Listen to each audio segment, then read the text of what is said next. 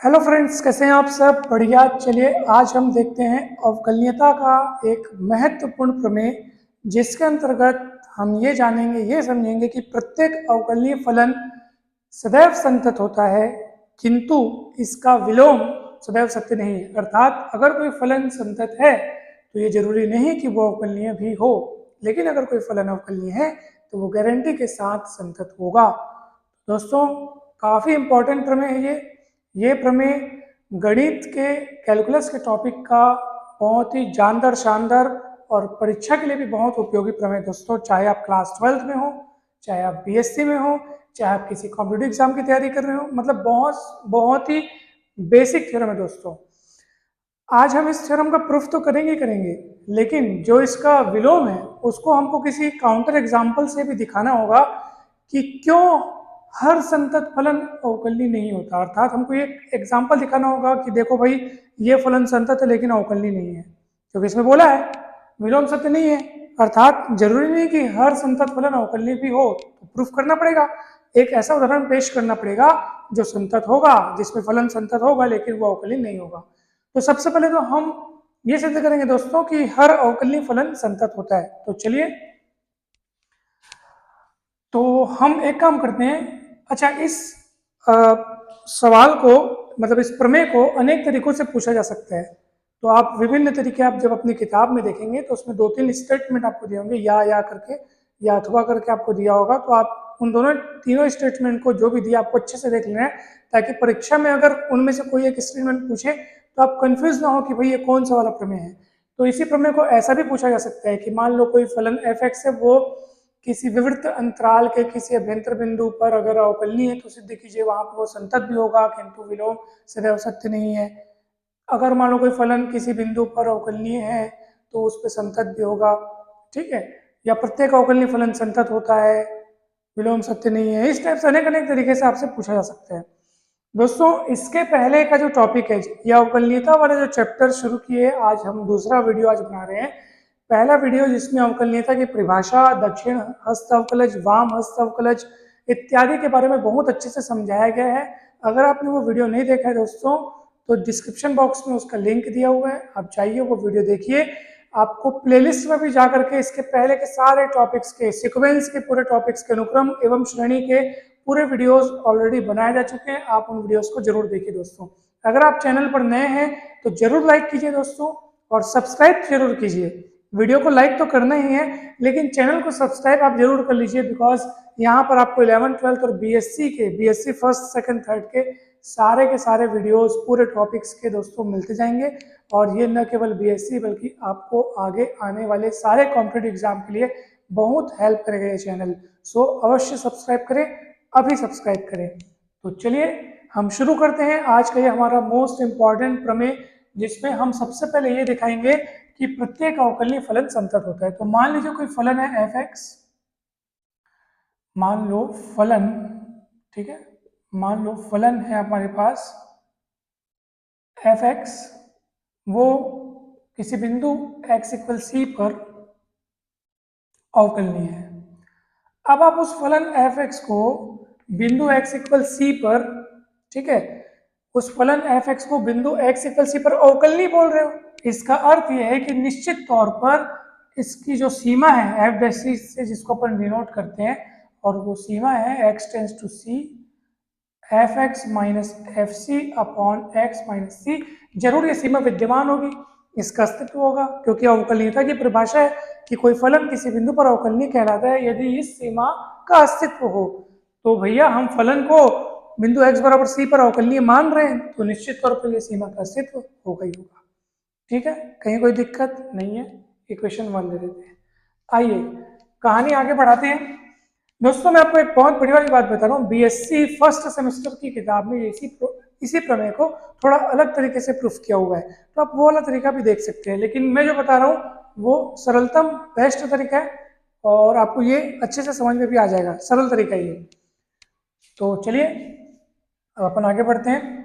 अब देखो, यहाँ पे ये कहानी रुक गई ना, अब अगली कहानी मैं इसको आगे लेके नहीं बढ़ा रहा हूँ, ये कुछ नया चीज मैं स्टार्ट कर रहा हूँ। अब अगर लिख देता हूँ, अब F x minus F C ठीक है। ये F x minus F C को हम इस तरीके से लिख सकते हैं क्या, देखो तो बोला f x minus F c upon x minus c और बाजू में भी एक्स माइनस सी। तो आप समझ गए कि मैंने क्या किया, देखो F x minus F C तो अपनी जगह है, ये तो जस्ट कथा से कुल मिला के मैंने क्या किया है, एक्स माइनस सी का गुणा भाग किया है। आपको यकीन नहीं तो देख लीजिए कट जाएगा और वापस आपके पास ये बचेगा। ठीक है, जैसे अपन होता है ना कुछ समीकरण में ऊपर नीचे कुछ चीज का गुणा भाग करते हैं, तो आप गुणा कर रहे हो तो बैलेंस करने के लिए भाग भी कर रहे हो। और यहाँ बाजू में बता देना x does not equal to C, x अगर c के बराबर नहीं है तब आपको ऐसा करने का अधिकार है। अगर x c के बराबर हो जाए तो ये तो 0/0 वाला केस हो जाएगा, अनिर्धारित रूप में चला जाएगा। तो x माइनस सी से गुणा भाग कर रहे हैं, तो यहाँ बाजू में बता देते हैं कि x जो है वो c के बराबर नहीं है। तो is it clear to all of you कि हमने क्या किया, यहाँ पे x माइनस सी का गुणा भाग किया। अब आप दोनों पक्षों में सीमा ले लो x टेंस टू c, दोनों पक्षों में सीमा x टेंस टू c लेने पर, ठीक है, दोनों पक्षों में लिमिट ले रहे हैं x टेंस टू c। चलिए लीजिए, यहां भी लगाएंगे वहां भी लगाएंगे, क्या मिलेगा बताइए। तो ये limit x tends to c F x minus F C, okay. इधर लिमिट दोनों तरफ अलग अलग, देखो इधर तो लिमिट अपन ले लिए, जब इधर लेंगे तो ये दो टुकड़े, एक टुकड़ा और ये दूसरा टुकड़ा, दोनों में लिमिट अलग अलग बांट दीजिए। ये limit x tends to c आप इसमें बांट दो f x minus F c upon x minus c, और इंटू करके limit x tends to c आप x माइनस सी में अलग से बांट दो। कोई दिक्कत नहीं है, बहुत ईजी है। ये पूरा का पूरा हो जाएगा आपका एफ डेश सी। कहाँ से है ये पूरा का पूरा, गौर से देखो, ये पूरा का पूरा जो है वो एफ डेश सी है। तो इतने के जगह में मैं एफ डेश सी लिख दिया, समीकरण 1 से आ गया। ठीक है, इंटू आपके पास है limit x tends to c x minus c. कहीं कोई दिक्कत, कहीं कोई डाउट नहीं है, चलो ठीक है आगे बढ़ते हैं। अब देखो वास्तव में इसको आप ऐसे भी लिख सकते हो, देखो limit x tends to c, limit किस पे किस, देखो लिमिट किसके लिए है, x tends to c। Limit जो है वो आपको x के बारे में बता रहा है कि x c की ओर बढ़ रहा है। अब इन दोनों में से किसके पास है x, यहाँ पे x है, तो लिमिट का प्रभाव इसमें होगा। इस इधर तो बेचारे पे कहीं x दिखाई नहीं दे रहा, दिख रहा है कि कहीं x नहीं, तो लिमिट का इस पे कोई प्रभाव नहीं पड़ने वाला। तो आप इसको ऐसे भी लिख सकते हो, कोष्ठक हटा करके लिमिट का प्रभाव केवल इस पे पड़ेगा, क्योंकि x tends to c, limit x के बलबूते काम कर रही है, तो x जहां है वहीं पे लिमिट काम करेगा। ये fc को लिमिट से स्वतंत्र करके लिख सकते हो, ठीक है। अच्छा, अब आप यहाँ पे देखो ये एफ डेश सी है, इनटू है x किसकी ओर बढ़ रहा है, c की ओर। सोचो जब x जो है c की ओर बढ़ेगा, x जो है c की ओर चलते चलते आएगा, तो जितना करीब आते जाएगा समझ जाओ x और c के बीच का फासला उतना कम होते जाएगा। एकदम c की ओर एकदम जा ही रहा है, इसका मतलब x और c के बीच का फासला मतलब एकदम नगण्य, जीरो। इसका मतलब दोनों के बीच का डिफरेंस जीरो हो जाएगा। ये यूं समझिए कि सर अगर अपन x, देखो x किसकी ओर बढ़ रहा है, c की ओर बढ़ रहा है, अगर x के स्थान पर आप c रखोगे तो c माइनस सी जीरो हो जाएगा, ये टोटल खत्म। तो जीरो इंटू इतना मतलब खत्म। तो आपके पास क्या बचेगा, आप बताओ भला। उधर देखो लेफ्ट हैंड साइड में क्या है, limit f x x tends to c बराबर एफ सी माइनस में इधर आके प्लस में हो जाएगा। इधर जीरो बचा है क्योंकि है ना भाई, अब जीरो है और माइनस एफ सी इधर आके प्लस एफ सी हो जाएगा, जीरो के साथ जुड़ के वो एफ सी हो गया। और ये जो चीज आया है दोस्तों, वास्तव में ये कौन है, आप देखो ये x बराबर सी पर फलन की सीमा को व्यक्त कर रहा है। Limit x tends to C F X मतलब फलन की सीमा है, और वो फलन की सीमा उस बिंदु C पर फलन के मान के बराबर है। तो किसी फलन की किसी बिंदु पर सीमा अगर उस बिंदु पर फलन के मान के बराबर हो, ऐसी स्थिति में उस बिंदु पर फलन क्या है, संतत होता है।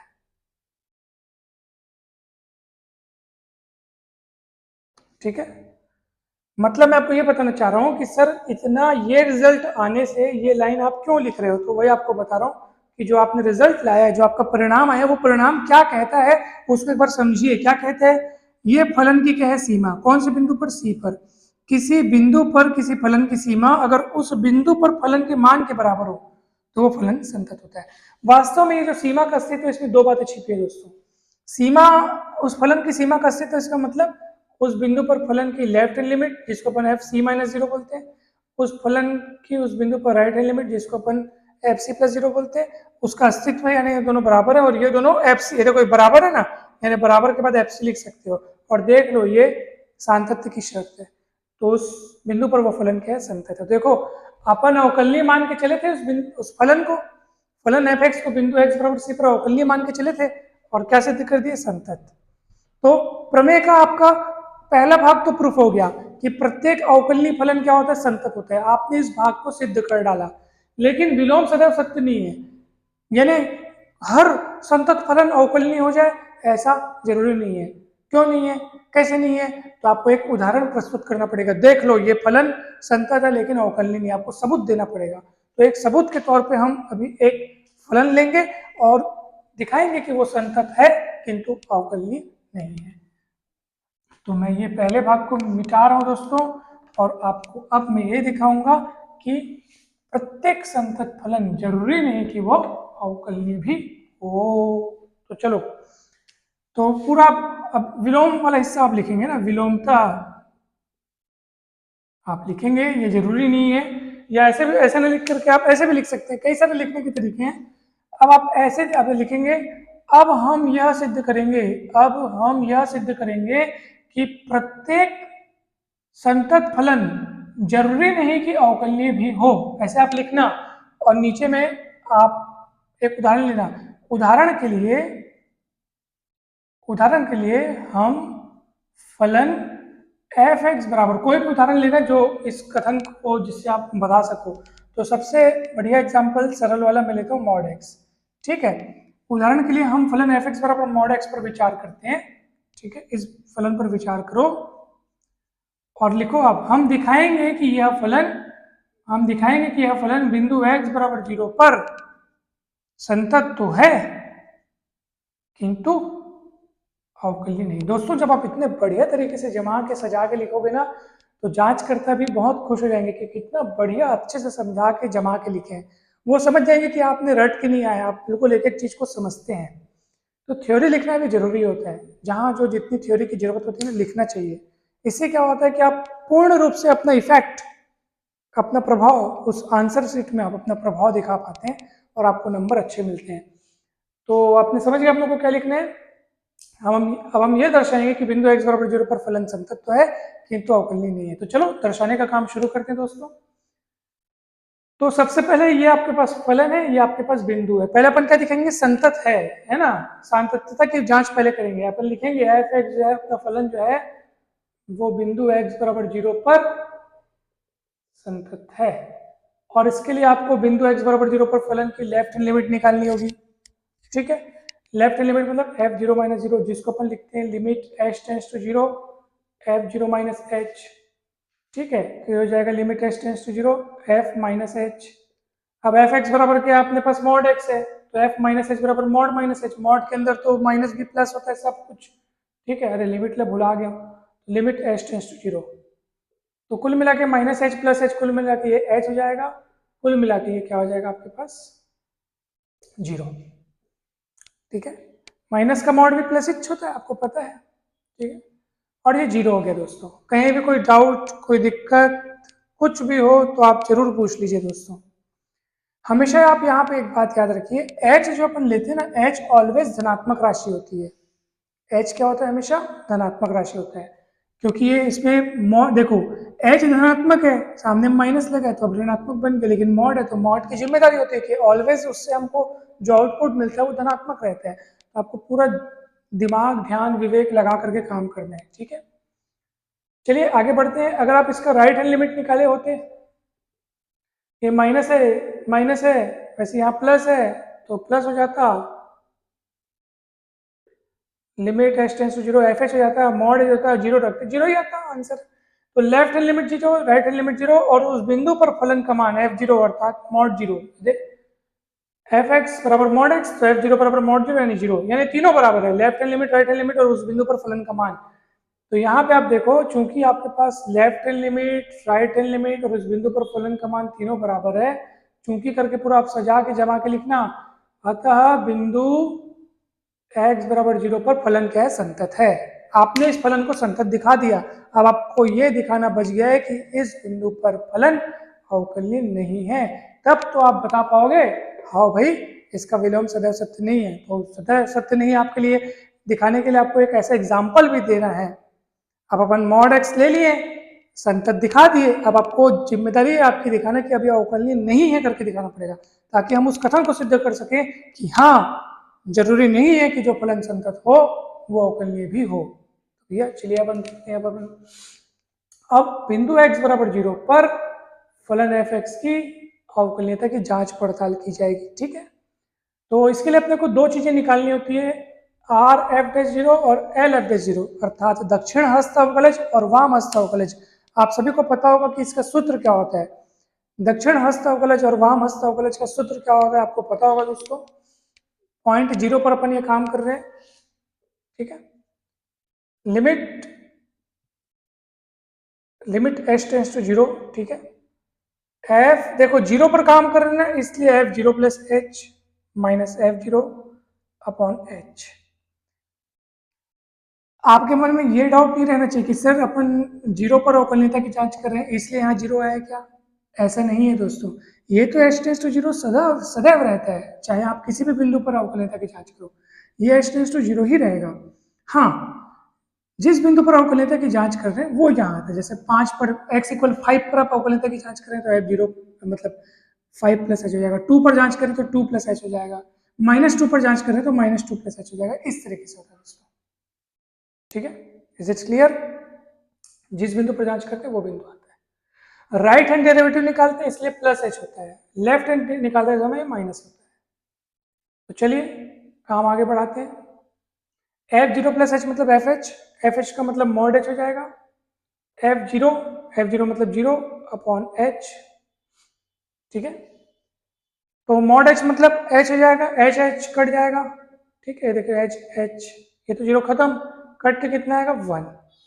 तो राइट हैंड डेरिवेटिव कितना आपके पास आया 1 आया। अब अपन निकालेंगे लेफ्ट हैंड डेरिवेटिव। तो चलो लेफ्ट हैंड डेरिवेटिव भाई आपको यहाँ पे निकाल के दिखाता हूँ। ठीक है, left hand derivative limit h tends to 0। अब देखो लेफ्ट हैंड डेरिवेटिव निकालने के लिए f0 माइनस h रखेंगे, f0 रखेंगे और नीचे में भी माइनस h आएगा। तो आप देख लो कहाँ कहाँ क्या क्या फर्क आ रहा है इसमें अच्छे से समझ लो भाई, ताकि आपके पास एग्जाम में आपको कोई भी प्रकार का डाउट ना हो। f0 माइनस h मतलब f माइनस h। देखो f0 माइनस h मतलब f माइनस h, और परिभाषा के अनुसार क्योंकि f(x) बराबर मॉड x है तो इसलिए f माइनस h बराबर मॉड माइनस h। f0 0 खत्म, ये माइनस h। दोस्तों h टेंड्स टू 0 हुआ, मॉड ऑफ माइनस h मतलब प्लस h होगा, कटेगा। अब आपके पास आंसर कितना है -1। ठीक है, अब आप खुद देख लो, क्योंकि right hand derivative is not equal to left hand derivative, अतः बिंदु x बराबर 0 पर फलन अवकलनीय नहीं है। वो लाइन आप नीचे लिखना शब्दों में, अतः बिंदु x बराबर 0 पर फलन अवकलनीय नहीं है, जबकि संतत है। आपने पहले वो दिखाया कि बिंदु x बराबर 0 पर फलन संतत है किंतु अवकलनीय नहीं है, तो आपने इस बात को सिद्ध कर दिया कि हर संतत फलन जरूरी नहीं है कि अवकलनीय भी हो, आपने सिद्ध कर दिया। तो इस तरीके से हमको काउंटर एग्जाम्पल आपने को देना पड़ता है। ठीक है, तो इससे सिद्ध होता है कि हर संतत फलन जरूरी नहीं कि अवकलनीय हो, लेकिन इससे पहले हमने ये सिद्ध कर दिया कि जो फलन अवकलनीय होता है वो निश्चित रूप से संतत होता है दोस्तों। तो मुझे आशा है कि आपको बहुत अच्छे से समझ में आया होगा। अगर आपको अच्छे से समझ में आया दोस्तों तो वीडियो को जरूर लाइक करें, चैनल को सब्सक्राइब करके वीडियो को शेयर करें। चैनल पर जाकर के आप अनेक प्लेलिस्ट में विभिन्न वीडियोस देख सकते हैं, और जल्द ही अपन मिलते हैं इसके अगले टॉपिक्स के साथ। मतलब अब अपन इसके अगले में क्या है, अपन अवकलन के कुछ एग्जाम्पल्स, कुछ सवाल देखेंगे दोस्तों, जो इसके लिए आपको मतलब बहुत प्रैक्टिस हो जाएगा। अवकलन से संबंधित अगर कोई भी सवाल आपके परीक्षा में आता है अवकलनीयता से संबंधित, जिसमें आपको फलन की किसी बिंदु पर किसी अंतराल पर अवकलनीयता की जांच करनी रहेगी, अब ऐसे सवालों को हम अगले वीडियो में देखेंगे। तब तक के लिए आप सभी को बहुत बहुत धन्यवाद दोस्तों। अगर आप हमारे व्हाट्सएप ग्रुप से जुड़ना चाहते हैं तो हमारा व्हाट्सएप नंबर जो है वो आपको डिस्क्रिप्शन बॉक्स में मिल जाएगा, वहां से कांटेक्ट करके आप जुड़ सकते हैं। आप सभी को बहुत बहुत धन्यवाद। Thank you so much.